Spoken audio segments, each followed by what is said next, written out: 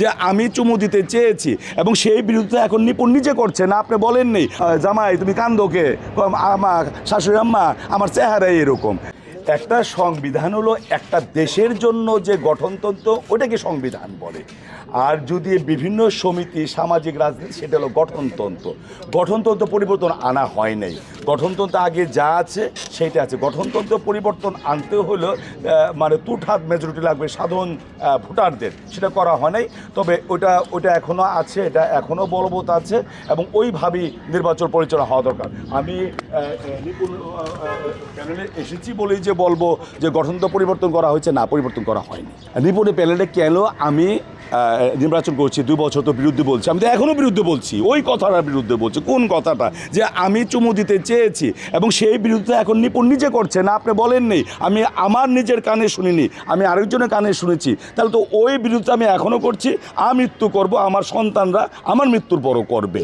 এখন নিপুণের ভালো দিক খারাপ দিক এটা কি আমার মূল্যায়ন করার সময় এসেছে? আমি তো যেহেতু তার প্যানেলে আছি, আমি তো খারাপ দিক দেখব না, আমি দেখলেও বলবো না এই মুহূর্তে। যখন কর্মকর্তারা কোনো প্রতিষ্ঠান থেকে বিদায় নেই, তখন লোকটা বদমেজাজি, কিন্তু আমরা ভাষণে বলি তার মতো এত সদয় এত ভালো মানে কোনো কর্মকর্তা ছিল না। তাই আমি এই মুহূর্তে তার পক্ষে বিপক্ষে কোনোটাই বলবো না। তবে সবারই কিছু ভালো দিক আছে, খারাপ দিক আছে। তবে মানে তার বলার ভঙ্গি তো সবার এক না। বলার ভঙ্গিমার মধ্যে হয়তো কেউ তার মধ্যে নেতিবাচক ভাব দেখে। কেন অনেক সময় বলে যে এই জামাই তুমি কান্দোকে, আমার শাশুড়ি আম্মা আমার চেহারাই এরকম। তাই ওনার বলার ভঙ্গিটা থাকতে পারে, এটার মধ্যে কোনো রূঢ়তা নাই, একজন এক রকম বলে। নিপুণ চমক দিতে চেয়েছে, এটা চমক।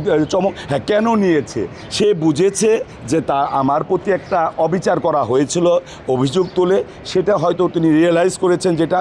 আর উনি ভেবেছেন যে একজন প্রধান নির্বাচন কমিশনার ছিলেন এবং 10 বছর নির্বাচন কমিশনার ছিলেন, হয়তো তিনি একজন ভালো ক্যান্ডিডেট। আমি ভালো ক্যান্ডিডেট কিনা বলবো না, এটা যারা ভোটার 570 জন তারা বলবে আমি ভালো কিনা। তারা যদি আমাকে ভোট দেয় আমি কাজ করার চেষ্টা করব।